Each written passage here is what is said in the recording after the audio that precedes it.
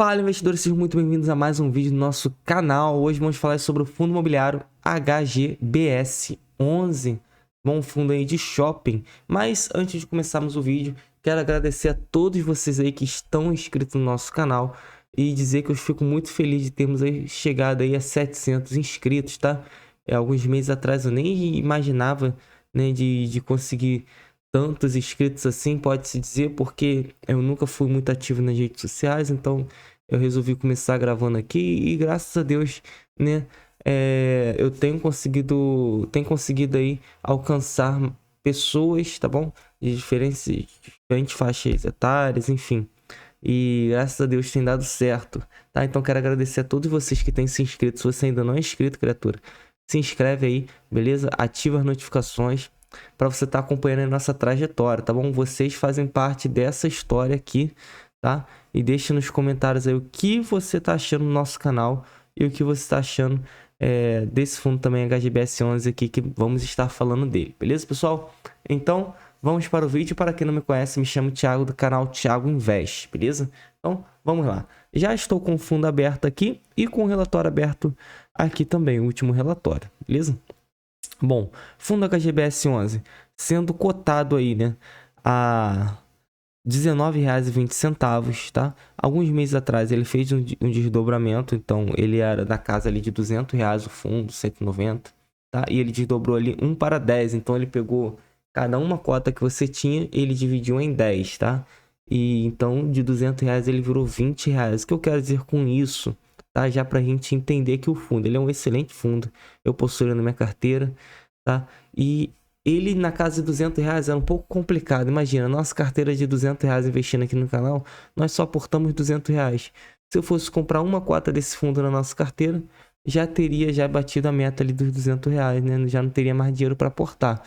Então era um fundo ali complicado ali. Então eu acredito que com esse desdobramento ali das cotas, ele conseguiu atingir um público bacana, porque vai aumentar a quantidade de investidores nele, beleza, pessoal?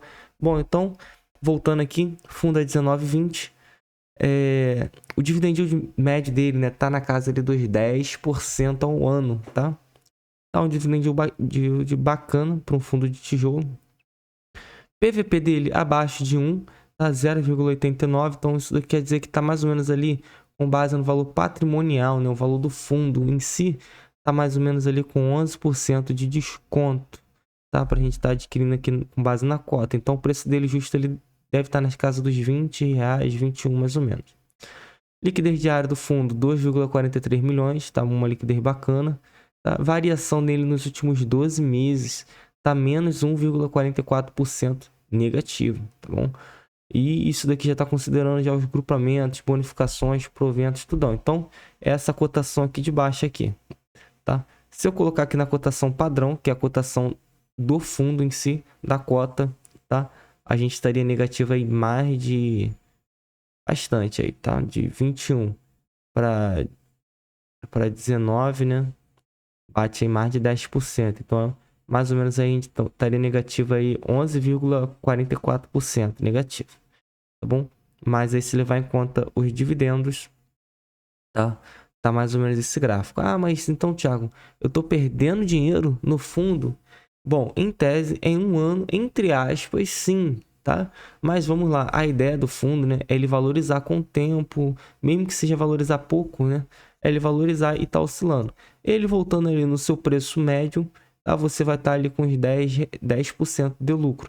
E ele ultrapassando o seu preço médio, o seu dividend yield on cost vai ficar mais de 10%. Então, tem que entender isso. Quem comprou ele a 12, 13, 14, né, que aqui era R$140, 130, né, o investidor 10 que já atualizou, você vai ver que essa pessoa que comprou aqui atrás não tá negativo, tá? Não tá negativo. Ela tá com o dividend yield on cost bem superior a 10% e está no positivo. Então, o tempo é o que vai estar ali fazendo com que você alavanque, beleza, pessoal? Bom, vamos descer aqui então mais um pouquinho aqui, tá?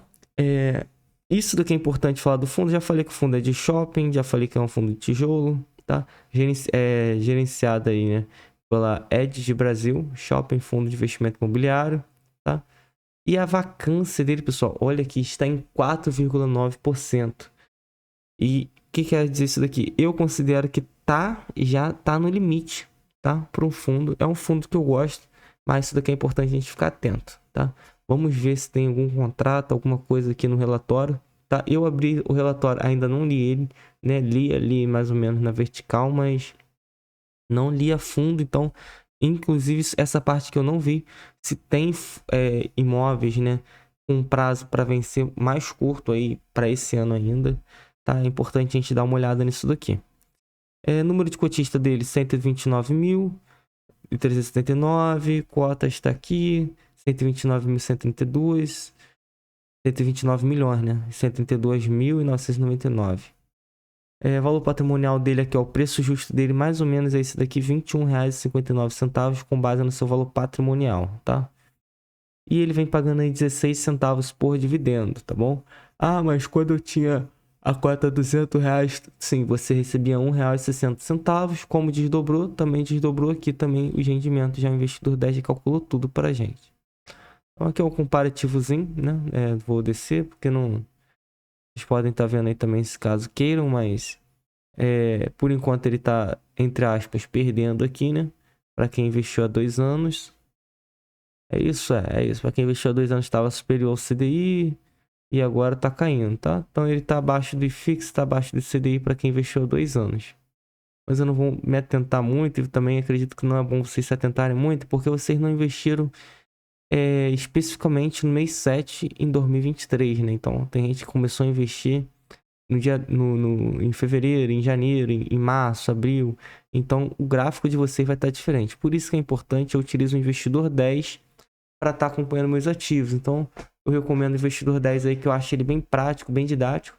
Eu gosto do layout ali da plataforma, tá bom? Então, caso vocês queiram utilizar também, tem também outros aplicativos, Status Invest, Gorilla, e tem outros aí, tá?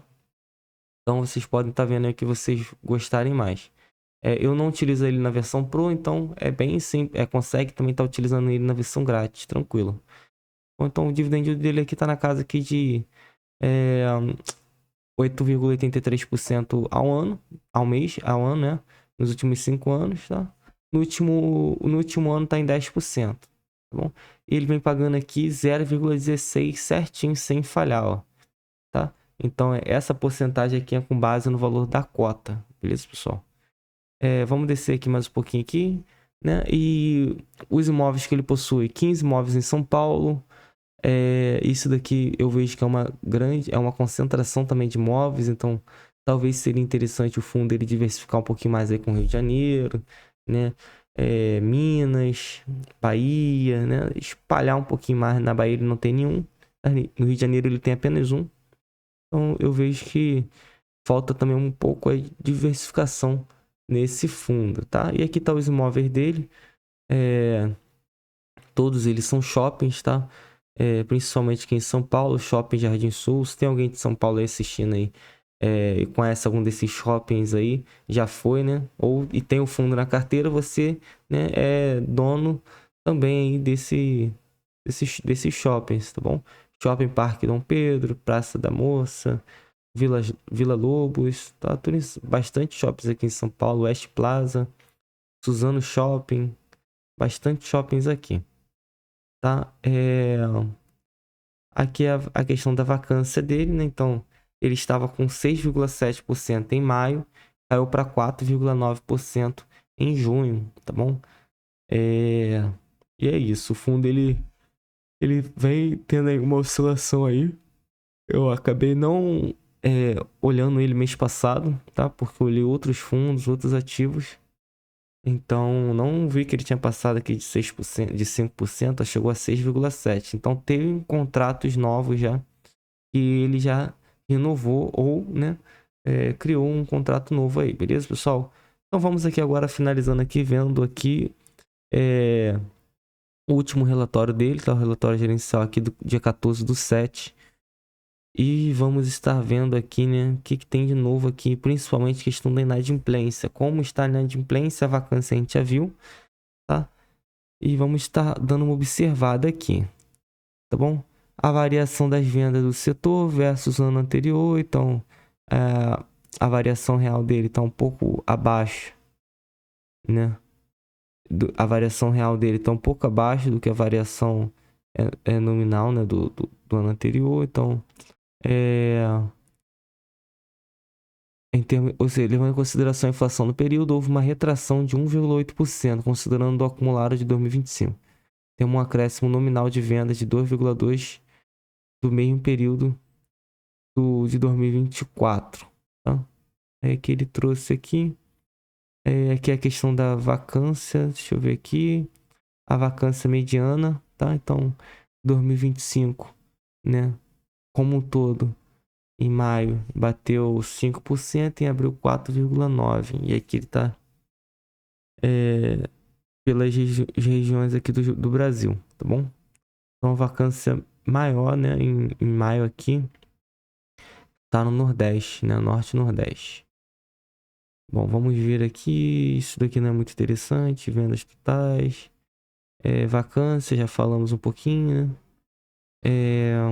Evolução, tá, vou pesquisar aqui inadimplência pra gente tá aqui, ó, inadimplência líquida, né, não, nessa, nos últimos 12 meses, vou colocar aqui, porque aqui já tá indo em todos os shoppings, né, separado por shopping.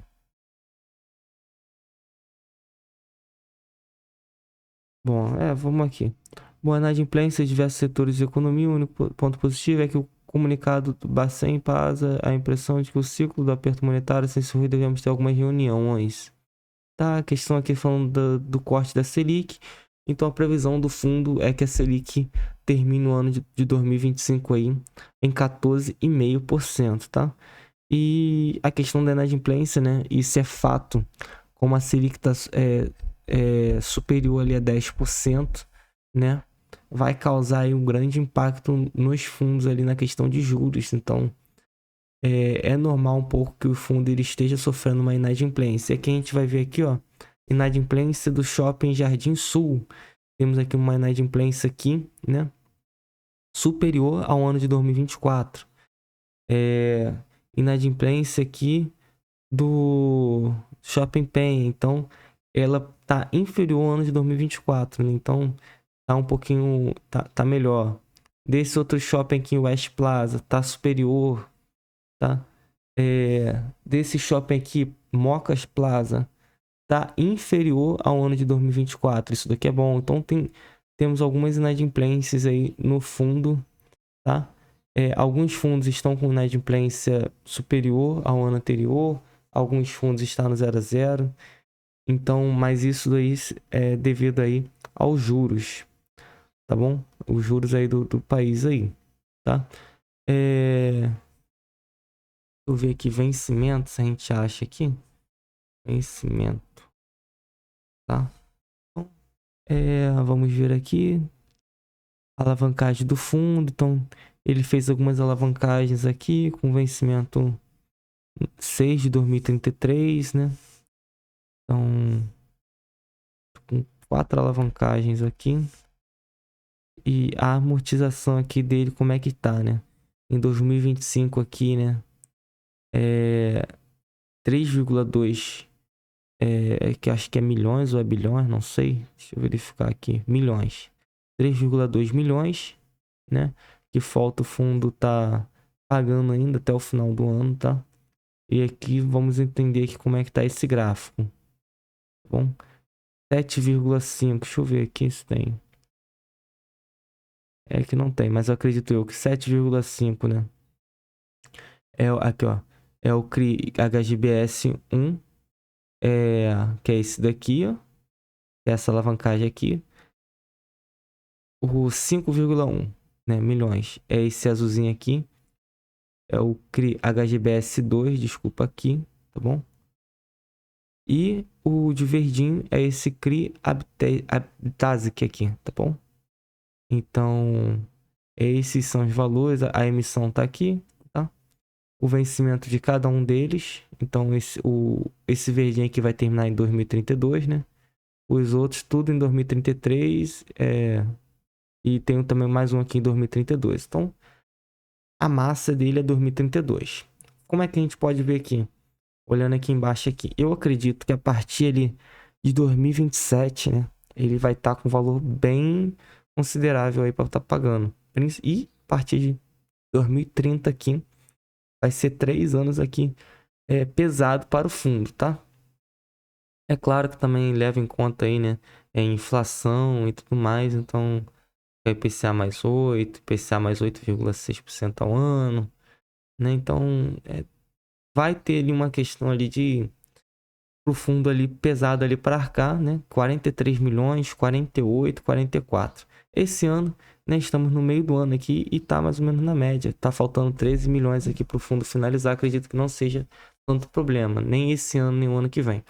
Mas a partir de 2027 aqui já passamos dos 30 e a partir de 2030 aqui já passamos de 40 milhões. Então, temos que ficar atento aqui. Talvez o fundo ele encontre alguma dificuldade aí, né? Não sei, talvez se ele vai vender algum ativo, mas eu acredito que não, né? Mas é isso, pessoal, tá bom? O vídeo foi esse. E aqui no relatório de inicial aqui a gente consegue ver que as fotos dos shoppings, ó. Shopping Jardim Sul.